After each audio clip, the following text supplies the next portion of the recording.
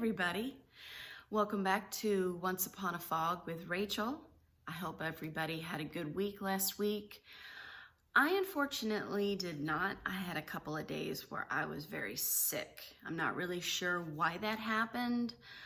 I know that I had been out of one of my medications, very important medication, my nausea medication, and I thankfully have enough of it now, and my symptoms have gotten better, and crossing the fingers, I don't have any more of those situations happen for a while. I'm going to see my pain management doctor on Thursday for some lower back injections, and I'm going to be mentioning that to him. I'm also going to let my neurologist know what happened, as well as my GP. So maybe they can give me some suggestions. I might have a change of medication. I hope not, but we'll just have to see what happens. So I forgot to mention in my first video that I wanted to do a two-parter, and that's what this video is going to be about. A little bit more about me, when I had fibromyalgia, and how it affected me and how it's affecting me now. So I am born and raised in Dallas, Texas, but in 1997, I moved to Florida for school, and I went to work at Walt Disney World after school. So I loved my time at Walt Disney World, but it is where my fibromyalgia finally popped up and said, hey, I'm gonna really let you know that something is not right. And I went to a doctor in Florida, and he did not help me at all. So working at Walt Disney World with fibromyalgia was very, very interesting. I guess that's the best word to say, because I just couldn't do what I wanted to do, what I needed to do for my jobs. So unfortunately, I had to leave Walt Disney World, and I found other jobs. But it was in 2008 that my husband and I made the decision to come back to Dallas for more than one reason. One of the reasons that I'm glad that we're back is that some of the best doctors are here in Texas, and I believe specifically Dallas as well. So I am a witness to all of that. I actually have found 3 awesome doctors. It's my GP, my neurologist, and my pain management doctor. And I thank God for them as often as I can, because I don't know where I would be. Well, I do know where I would be. I would still be searching for great doctors, and I don't think I could get any better than what I have now. But going with the whole doctor situation, I wanted to talk to you a little bit about something that I've looked up recently, and that is pet therapy for people who have fibromyalgia. And I bet you that could actually be extended to chronic pain.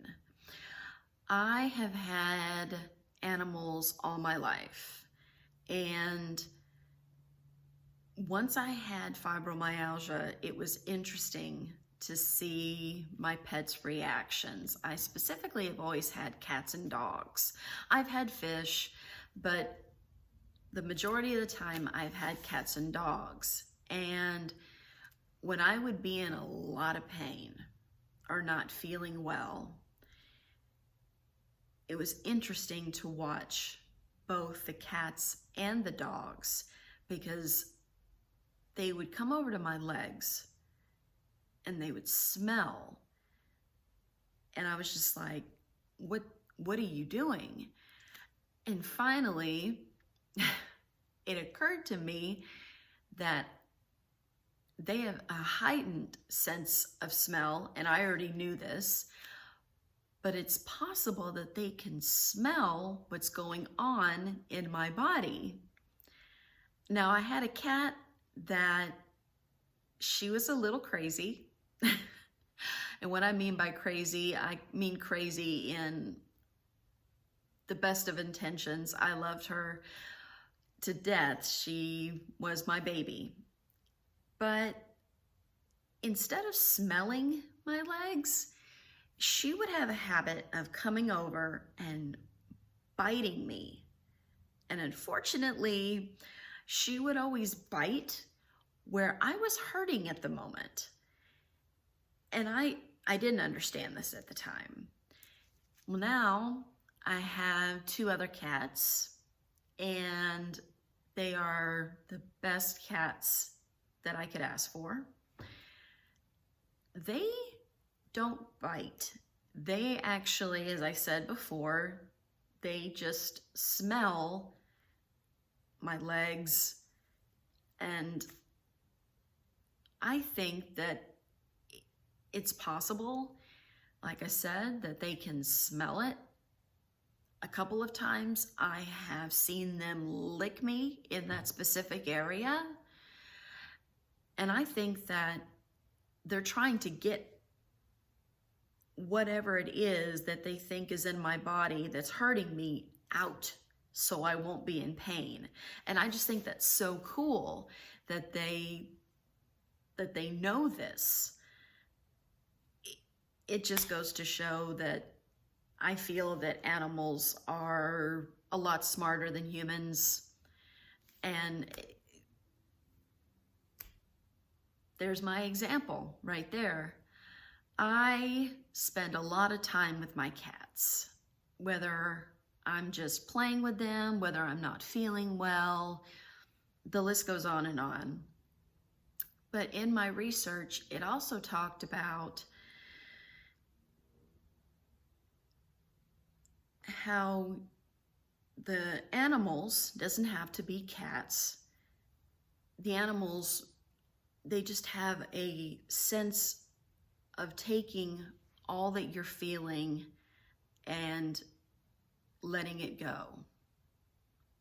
At least for me, that's how it is. Whenever I cuddle with my dad's dog, she has a way of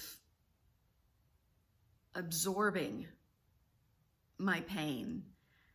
And the same thing for my cats. They have a way of absorbing whatever symptoms I'm having, even if I'm depressed.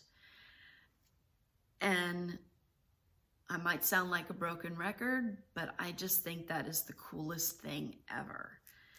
And I honestly think that they're better than going to see a human to talk about how you're feeling. And I talk to my cats all the time. I talk to my dad's dog all the time. And I know they understand me. It's the look that they have when they're coming over to me and I'm not feeling well. It's like my own personal doctor here at home. So I just wanted to share what I had found. And for those of you who have pets, let me know if you do the same thing, if you cuddle with them, if you talk to them, if you don't feel the same way, let me know. And I'm just curious to see what everybody has to say. And even if you don't have fibromyalgia, please comment below and let me know what your animals do for you. I would love to hear about it.